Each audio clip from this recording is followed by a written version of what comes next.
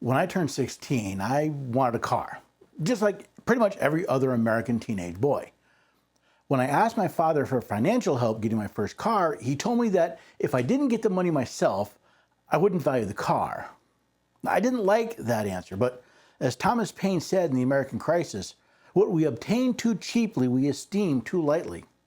Turns out my father was wise to make me work for my first car. We are not here today to talk about teenagers and their cars, but of the trillions of dollars the United States spends each and every year. First, we should ask if our employees in Washington, D.C. are spending our money wisely. Or like some spoiled rich brat, are they treating our hard-earned cash like monopoly money? Once we answer that, the next obvious question is, do we cut up Uncle Sam's credit card before all 330 million of us are bankrupt? So we'll discuss that next on the Constitution Study.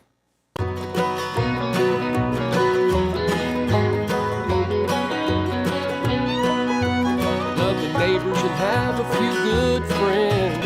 Every day we're everyday Americans. Oh, every day we're everyday Americans.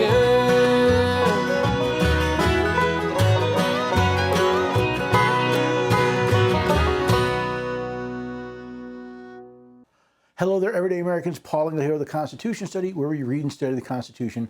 We teach the rising generation to be free. I know a lot of people get uncomfortable when we're talking about money, but when we're talking about Washington, D.C., you have to realize they're spending our money. That's why I want to spend some time talking about that today. Now, if you want to find out more about what we're doing here at the Constitution Study, head to the website, constitutionstudy.com. You'll find all sorts of great information there. I'll talk more about that at the end of the program. But for now, let's talk about our budget deficit, and our credit limit. If we're going to talk about money in the federal government, we need to start at the beginning with the Constitution and the powers delegated to the United States. The first two clauses of Article 1, Section 8 read, "The Congress shall have the power to lay and collect taxes, duties, imposts, excises, to pay the debts and provide for the common defense and general welfare of the United States. But all duties, imposts, and excises shall be uniform throughout the United States." Congress also has the power to borrow money on the credit of the United States. So Congress has the power to lay and collect taxes, duties, imposts, and excises, but only for three specific purposes: to pay the debts of the United States, provide for the common defense of the United States, and for the general welfare of the United States. Congress also has the power to borrow money on the credit of the United States. So all those are with a capital U and a capital S, a proper noun, not the several states of the people, but the union of states known as the United States. Not only can Congress collect taxes and borrow money, but they have the power to spend money as well, from Article 1, Section 8, Clause 7. No money shall be drawn from the Treasury, but in consequence of appropriations made by law. The situation we are talking about today is very simple. When Congress passes laws to appropriate money from the Treasury that's more than what's collected in taxes, Congress must borrow the difference. I know, that seems pretty simple, but based on recent discussions, articles, and press conferences, this simple fact is not only lost on Congress and the entire federal government, but on the people as well, which is how we get reports like this. So taking a look at the monthly budget review from the Congressional Budget Office for March of 2023, we read, the federal budget deficit was $1.1 trillion in the first half of fiscal year 2023. The Congressional Budget Office estimates $430 billion more than the shortfall recorded during the same period last year, and consistent with projections CBO released in February. The deficit, which is the difference between money spent and taxes collected, is the amount that the United States has to borrow to make up the difference. This is not to be confused with the national debt, which is the accumulations of all the deficits over time, also known as the money Congress has borrowed on the credit of the United States. How did we get to this particular situation? Outlays were 13% higher and revenues were 3% lower from October through March than during the same period in fiscal year 2022. Okay, a fiscal year is an accounting period of time. The United States runs on a fiscal year that starts on October 1st every year. That means that the budget for 2023 ends on September 30th, 2023, rather than December 31st. It may seem a little confusing, but explains why the Congressional Budget Office, or CBO, is reporting data starting in October rather than January. Now, all this means is that Congress appropriated money that authorized the Treasury Department to spend for the fiscal year 2023, and the actual money spent in the first half of that fiscal year was 13% higher than in 2022. Also, the actual collection of taxes Congress authorized by law during that same period was 3% lower than last year. Just like for your home budget, if expenses go up while income goes down, then you have to borrow money to pay the bills. In the case of Congress, they just borrowed $1.1 trillion, and they did so on the credit of the United States. Now, I did a little quick math. The $1.1 trillion that Congress had to borrow will cost the American people approximately an additional $13.8 billion every year in interest payments. And that's if the interest rate doesn't change very much. I don't know about you, but that sounds like serious money to me. While most Americans would put these budget shortfalls on their credit cards, Congress does not have a literal American Express card on which to charge this. The details of how the federal government actually borrows money is beyond the scope of our talk today, but it's important to know a few basic concepts. Since only Congress can borrow money on the credit of the United States, they must authorize such borrowing by law. This is commonly known as the debt limit and can only be changed by law, meaning Congress must pass a bill and the president must sign it. Think of it as the credit limit on your credit cards. If you keep borrowing money by charging it to your credit card, sooner or later the bank will say, that's enough. Similarly, as the federal government keeps borrowing money to spend on their profligate spending programs, sooner or later the American people, through their representatives in the House, and the states, through their representatives in the Senate, will also say, that's enough. Or at least we would hope so. Which is why every time in history that the federal government's borrowing has approached the debt limit, Congress simply raises it. I don't know about you, but if I was maxing out my credit cards every couple of years, I'd take a serious look at my budget. Sure, there are some things I can do to increase my income, but the first place I'd look is at my spending. Take a look at federal receipts and outlays in the 21st century. These, by the way, come from Statista.com. Do you see how federal spending, with rare exceptions like the end of COVID, almost always seem to go up? Yes, the revenue frequently goes up as well, but rarely as fast as the spending. This continuous increase in spending is nothing new. Neither is it limited to a single political party. Just look at the increase in spending under some of the more recent presidential administrations. Again, from Statista. This last graph shows one of the more common misunderstandings of America's budget crisis. Presidents do not appropriate money. Congress does. Remember Article 1, Section 9, Clause 7? No money shall be drawn from the Treasury, but in consequence of appropriations made by law. That means the people most responsible for authorizing the ever-increasing spending is Congress. That also means the representatives of the people and the states are authorizing this spending. Since the people elect members to both houses of Congress, that means we are responsible for putting the people in place that have created this disaster.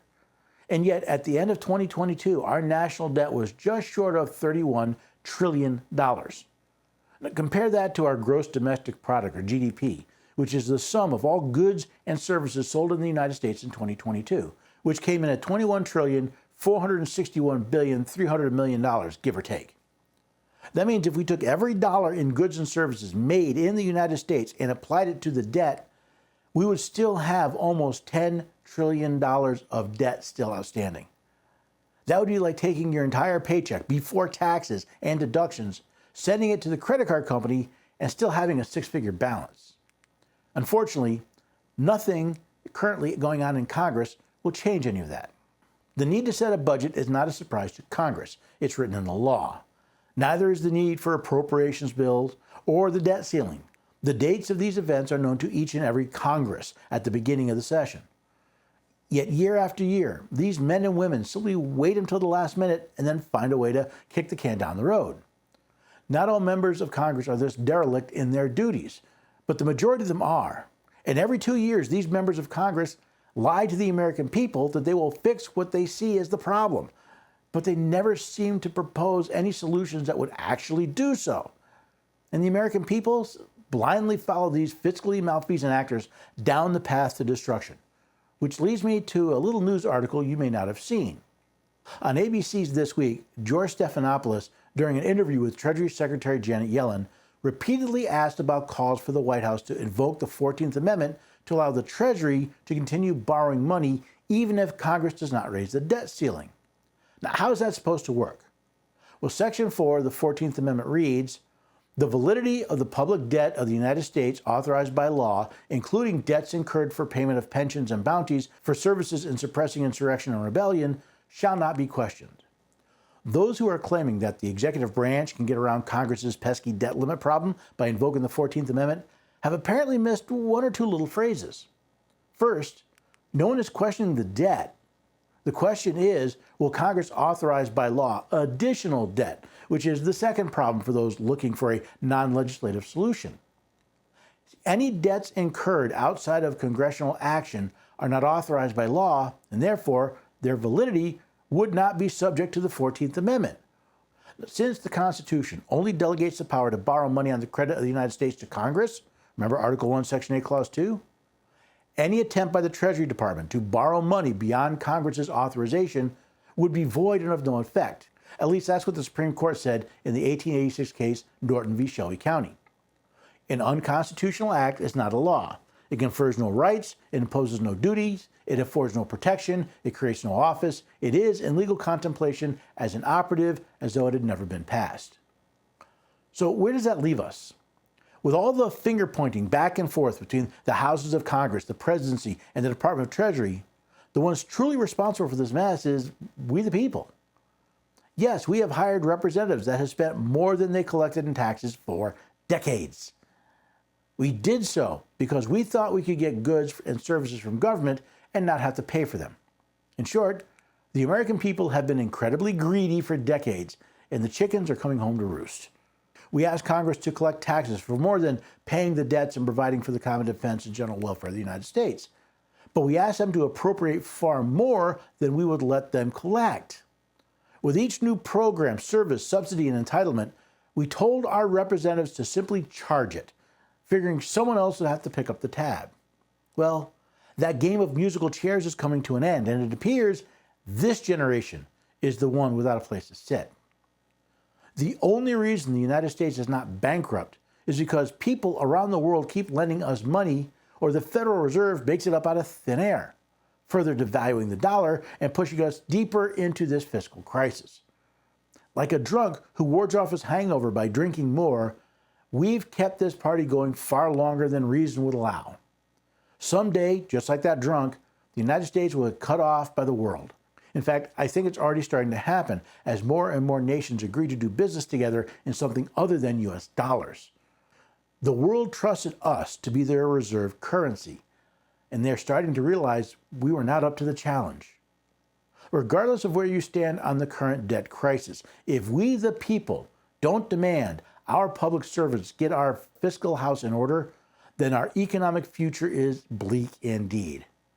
For those of you who think we can continue this charade, that we can fix this crisis without spending cuts, I remind you that we've tried that for the last 70 years and it hasn't worked out. As Mr. Einstein put it, insanity is doing the same thing over and over again and expecting a different result. Sure, everyone has someone to blame in this current crisis. The Democrats, the Republicans, Congress, House, Senate, presidency, we all. But we keep forgetting that all of these people work for us. We hired them. We asked them for these programs. We asked them for these benefits. We've asked them to borrow this money to give us goodies because we didn't want to pay for them. And it seems like we've about run out of time. We all thought somebody else would end up paying the bill. Well, I think the bill is coming due. The question is twofold, really. One, will we learn our lesson? Will the American people stop playing fiscal chicken with the debt ceiling, with the value of our dollar, with the entire world? And question number two, will we hire men and women that will act fiscally responsibly, that will act constitutionally? Or will we continue to hire people like, Janet Yellen and others that are telling President Biden that he can forget that whole Constitution thing. We'll just use it. The 14th Amendment says by law, but we're just not going to worry about that. I also laugh when people say we're going to default on our debts. Running to the debt limit doesn't mean we default on our debts. It just means we have to cut other programs so we can pay our debts, specifically the interest payments. It is quite a tangled mess we've gotten ourselves into, and we spent decades getting here. We're not going to fix it overnight, but if we don't start fixing it, it's only going to get worse. Now, if you want to find out more, please head to the website, constitutionstudy.com. So you can see everything we're working on there, articles, videos. Hey, sign up for one of the mailing lists. You can get a monthly newsletter update or a weekly insider behind-the-scenes look. Or you can have these articles and videos emailed to you when they get published. Now, if you want to support the work that we're doing here, it takes a lot of money to do this stuff. I'd appreciate it. You can find that on the website as well. But most of all, if you just share this information, let other people know about what's going on. Let them know that there's a constitutionally sound argument to be made. Maybe become one of our patriots. You can find out more at that website as well, constitutionstudy.com/patriots. But I hope you'll join us here next time for the Constitution Study. Love